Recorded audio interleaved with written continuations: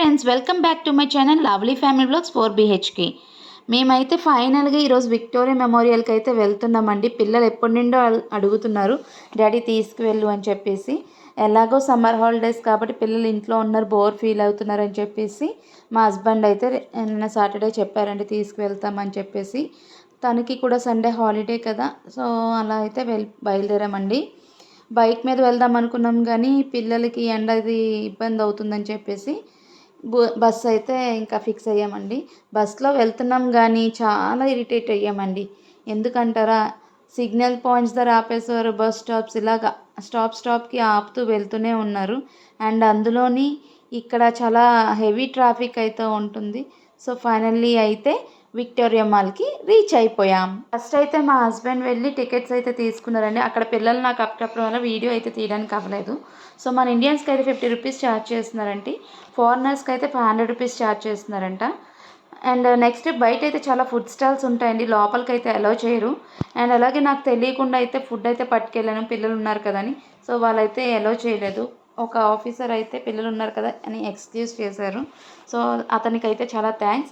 And next ఇప్పుడు వచ్చేసరికి మేమైతే బయట ఫొటోస్ అయితే దిగామండి. లోపలికి ఎంటర్ అయిన తర్వాత క్వీన్ విక్టోరియా దగ్గర అలా ఫొటోస్ అయితే దిగాము.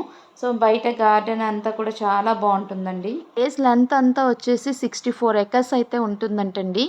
బిల్డింగ్ అప్రాక్సిమేట్ 338 ఫీట్ 103 మీటర్స్ అయితే ఉంటుందంట. అండ్ అలాగే విక్టోరియా రూల్ చేసిన టైం వచ్చేసరికి 1837 నుంచి 1901 వరకు అయితే ఆవిడ క్వీన్గా అయితే చేశారంటండి. ఆమె ఫుల్ నేమ్ వచ్చేసరికి అలెగ్జాండ్రినా విక్టోరియా. అలాగే ఆమె పుట్టింది వచ్చేసి 24 మే 1819 అంటండి. ఆమె 18 ఇయర్స్కి క్వీన్ అయితే అయ్యిందంట. ఆమె హస్బెండ్ నేమ్ వచ్చేసరికి prince Albert. Victoria mall construct చేయడం అయితే 1906లో స్టార్ట్ చేశారంటండి. 1921కి అయితే కంప్లీట్ చేశారంట. ఇది విక్టోరియా మెమోరియల్ కోర్ట్ని వైట్ మార్బల్తో కట్టారు. ఈ ప్లేస్ చాలా బ్యూటిఫుల్గా కూడా ఉందండి. బయటంతా గార్డెన్గా, ఫౌంటైన్స్, గ్రీనరీ చాలా పీస్ఫుల్ అయితే ఉంది. ఫోటోషూట్కి అయితే చాలా బాగుంటుందండి, సూపర్ ప్లేస్. ఇంకా లోపల old paintings, historical items, British హిస్టరీకి సంబంధించిన వాటివన్నీ కూడా లోపలైతే ఉంటాయండి. విక్టోరియా అయితే మరణించడం 22 జనవరి 1901లో అయితే చనిపోయారంటండి. అప్పటికి తన ఏజ్ వచ్చేసరికి 81 ఇయర్స్ అంట.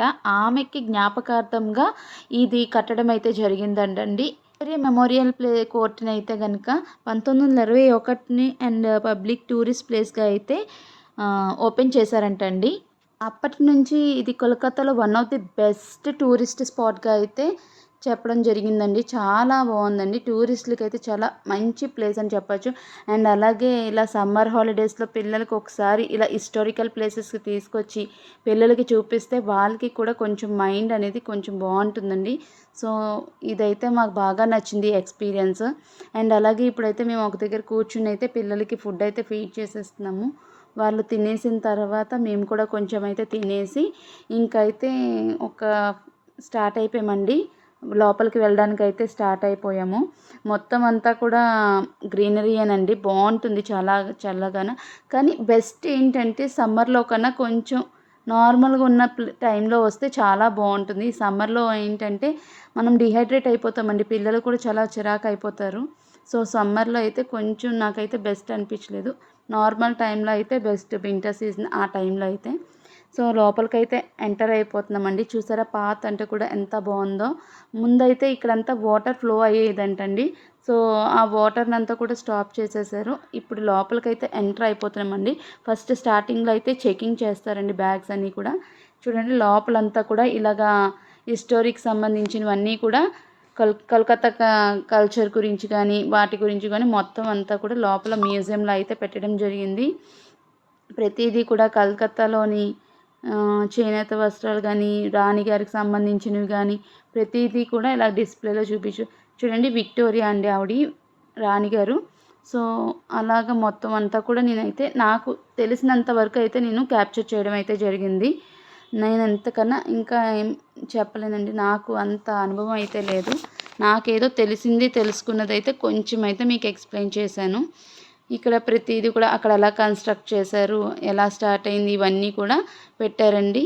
సో నేనైతే ఈ వీడియోలో అయితే చూపిస్తున్నాను మీకు. అక్కడ లాంగ్వేజ్ రాదండి, బెంగాలీలో ఉంటాయి. సో ఇంగ్లీష్లో కూడా ఉండవు, బెంగాలీలో అయితే పెట్టారు. సో అంత అర్థం కాలేదు నాకు, అందుకనే నేను ఎక్స్ప్లెయిన్ చేయలేకపోతున్నాను. ఆయన అయితే కింగ్ అండి. సో అలాగా ప్రతిదీ కూడా నేనైతే చేయడం జరిగింది. ఒక్కటైతే అంటే చెప్పడం అంటే కలకత్తాలోని ఇలాంటి ప్లేసెస్కి వెళ్ళినప్పుడు గైడ్ అంటూ ఉంటే బెస్ట్ అని నాకు అనిపించింది. అది చూసారు కదండి, రాజుగారి డ్రెస్ అయితే మ్యూజియంలో పెట్టారు. అక్కడ మా బాబాయ్ అయితే ఫోటో దిగడానికి అయితే వెళ్ళారు, బట్ అవ్వట్లేదు. సో ప్లేస్ దొరికిన టైంలో తీశాను. ఇది అయితే వచ్చేసరికి అప్పట్లో యూజ్ చేసిన మైక్రోస్కోప్ దండి. చూడండి, విక్టోరియా మాల్ అంతా కూడా అలా మ్యూజియంలో పెట్టడం అయితే జరిగింది. వ్యూ అంతా కూడా చాలా బాగుందండి. లోపల తీయాలి కానీ నాకైతే అంత ఫోటోగ్రఫీ రాదు కాబట్టి నేనేదో నాకు వచ్చినట్టు అయితే తీసానండి, నాకు వీలైనట్టుగానే. సో ఏది కూడా టచ్ చేయనివ్వట్లేదండి, అసలు దగ్గరికి కూడా పోనివ్వటం లేదు, దూరం నుంచే చూడాల్సి వస్తుంది. సో అందుకని నేను అంత పర్ఫెక్ట్గా అయితే తీయలేకపోతున్నాను.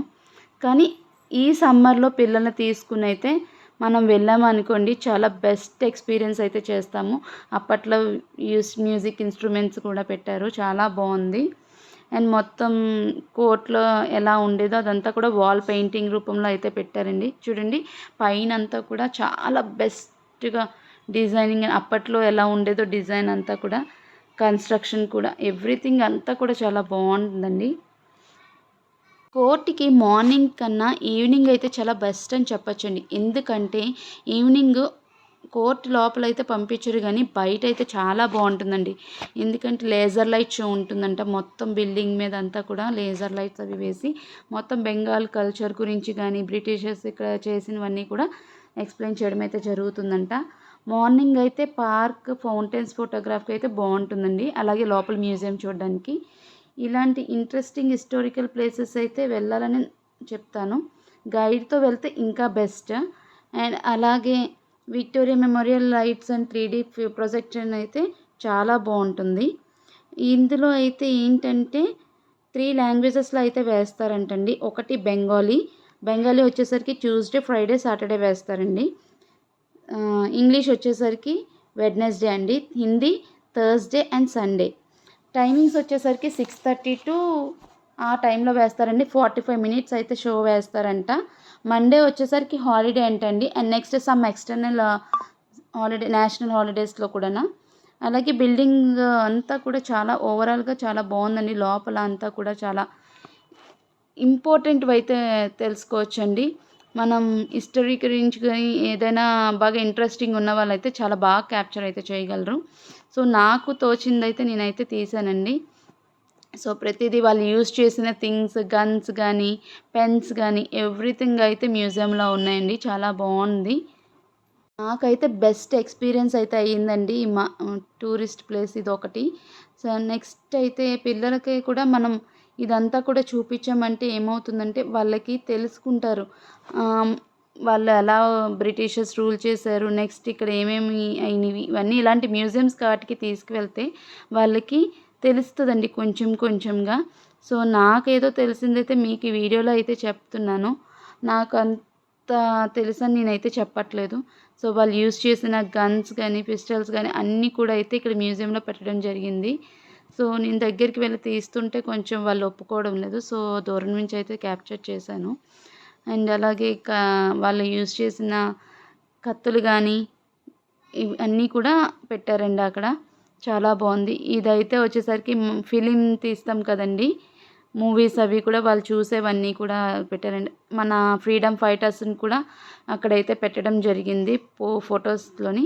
అండ్ అలాగే అప్పట్లో యుద్ధాలకి వాడేవారు కదండి మిసైల్స్, ఇవన్నీ కూడా. అండ్ ప్రింటింగ్స్వి, టైపింగ్ మిషన్స్ అన్నీ కూడా. సో ఇలా అయితే మ్యూజియంలో అయితే పెట్టారు. దగ్గరికి వెళ్ళుంటే మ్యాక్సిమం అయితే క్యాప్చర్ చేసేదానండి. సో దగ్గరికి వెళ్ళడానికి అయితే లేదు.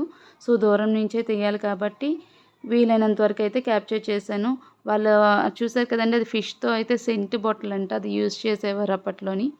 అండ్ అలాగే 150th వందే మాతరం గురించి కానీ ఇలా. సో మొత్తం అయితే లోపలైతే ఇలా ఉంటుందండి.